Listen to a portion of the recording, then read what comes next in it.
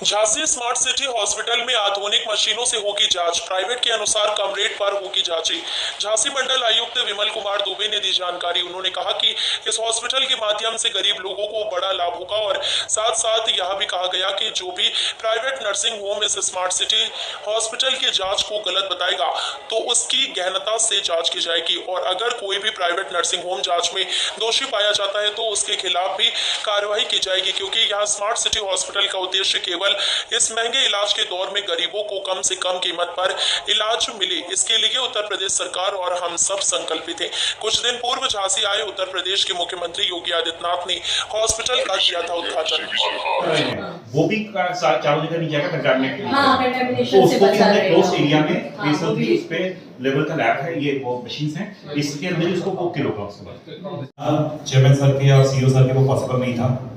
रात को जाके इन्हें पूरा चीज़ों को बताया, कॉन्सेंट्रेट किया कैसे होना चाहिए।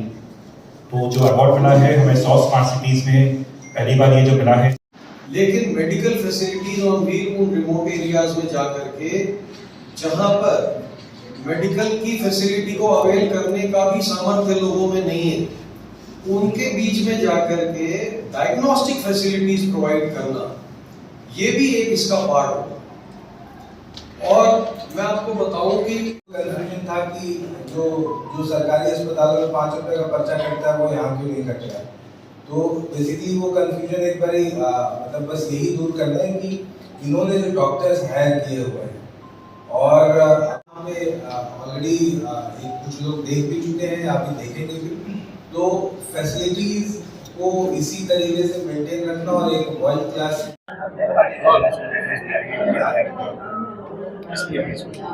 देखिए हॉस्पिटल में क्या-क्या फैसिलिटीज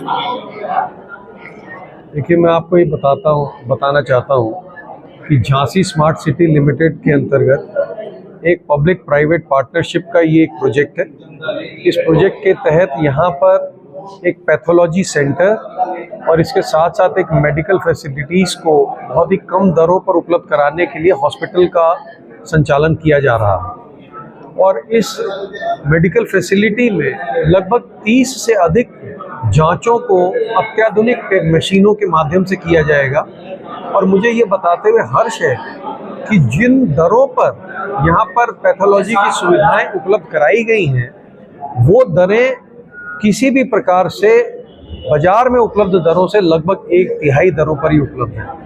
ना केवल यहाँ पर पैथोलॉजी की सुविधा उपलब्ध है, अपितु लगभग 20 विभिन्न प्रकार के मेडिकल कंसल्टेंट्स, अपने अपने क्षेत्रों के विशेषज्ञ 20 कंसल्टेंट्स यहाँ पर मौजूद रहेंगे, जिन पे आकर के पेशेंट्स अपना इलाज करा सकते हैं।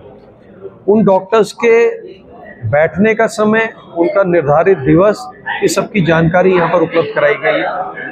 इसके अतिरिक्त यहाँ पर जो मेडिकल सुविधाएं उपलब्ध कराई जा रही हैं, उसमें लगभग 80 जनरल वार्ड की व्यवस्था की गई है।